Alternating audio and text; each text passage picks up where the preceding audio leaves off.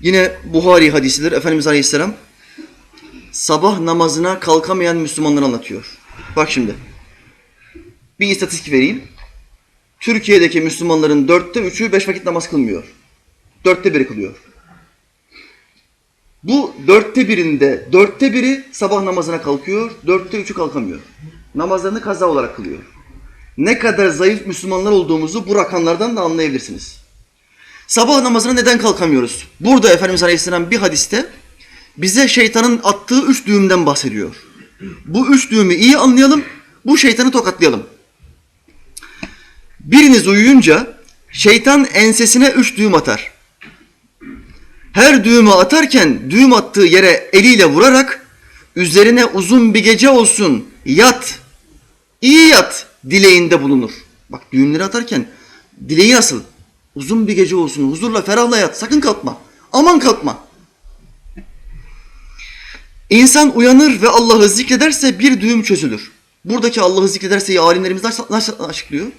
Euzu billahi mineşşeytanirracim. Bismillahirrahmanirrahim. Şimdi sabahleyin ezanı duydum. Biz akıllı Müslümanlar ne yaparız? Akıllı Müslümanların akıllı telefonu olur. Akıllı telefonu kurar sabah namazına. Öyle işini boşluğa bırakmaz Müslüman. Teknolojiyi kullanacaksınız kardeşim. Akıllı telefonu nereye koyacaksın? Yatağının başına değil. İlerideki dolabın yanına koyacaksın. Yatağının başına koydun mu yarım gözle tak tak tak kapatıyorsun. Otomatiğe bağlamışsın. Kapatmamak için uzakta olacak. Ayağa kalkmak zorunda kalacaksın.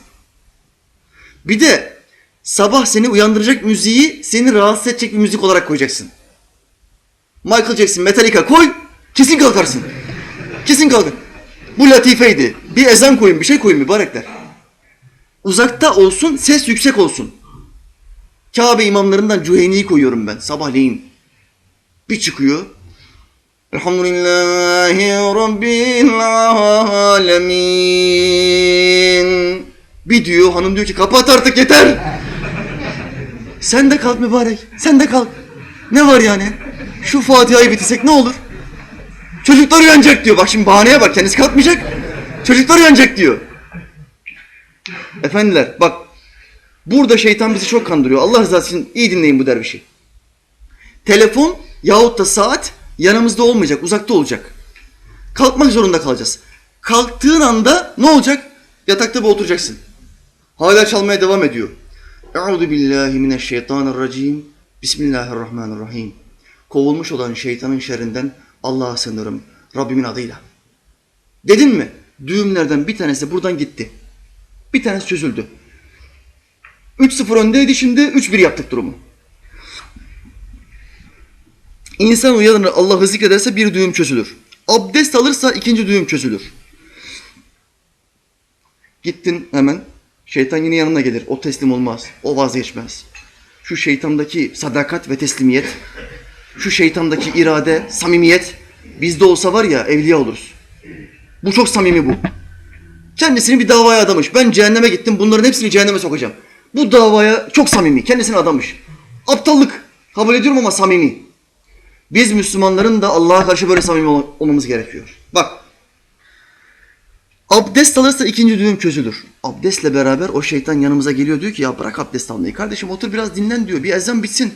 Bir dinlen, biraz uzan. Hala bizi kandırmaya çalışıyor. Abdest aldığımız anda enseden ikinci düğüm de çözülür. Sonra namaza durduğu anda üçüncü düğüm çözülür. Allahu Ekber dediğimiz anda ne oluyor? Maç 3-3'e geliyor. 3-0 mağlup başladık. Şu anda kaç? 3-3. Gol ne zaman? Esselamu aleyküm ve rahmetullah. Esselamu aleyküm ve rahmetullah. Ayvayı yedin kardeşim. Sabah namazını kıldım.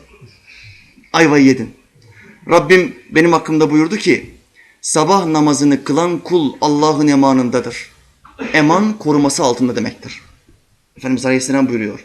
Sabah namazını kılan kul Allah'ın emanındadır. Sakın ola ki sabah namazını kılan bir kulla münakaşaya girmeyin. Ona bir zarar vermek istemeyin. Eğer o gün sabah namazını kılmışsa ona zarar vermek istersen sen yanarsın. Çünkü Allah'ın emanında. Dolayısıyla bu 3 düğümü çözeceğiz, orada kalmayacağız, 4-3 öne geçeceğiz. 3-0'dan 4-3, olmaz böyle şey hocam demeyin. Ben izledim, oldu. Yıllar önce seyrettiğim maçta oldu. Böylece kul... Bismillah.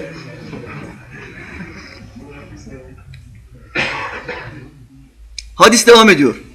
Böylece kul canlı ve hoş bir haleti ruhiye ile sabaha erer. Mutlu mesut. Ah, çok şükür namazımı kıldım ya. Şimdi işime gidebilirim. Aksi halde böyle yapmazsa habis ruhlu, içi kararmış ve uyuşuk bir halde sabaha erer. İmanları biraz kuvvetlenmiş Müslümanlar namaz kılmadan işine gittiği zaman, yani üstüne güneş doğarsa, kaza ile o namazı kılarsa, üstümüze güneş doğduğu zaman sabah namazı kaza namazı olmuş oluyor. Yani günahkar olarak o namazı kılmış oluyoruz. O gün kendini iyi hissetmez. O gün huzurlu ve mutlu bir şekilde hissetmez. Şu halde bu namazı üstümüze güneş doğdurmadan kılacağız. Allah bize yardım etsin.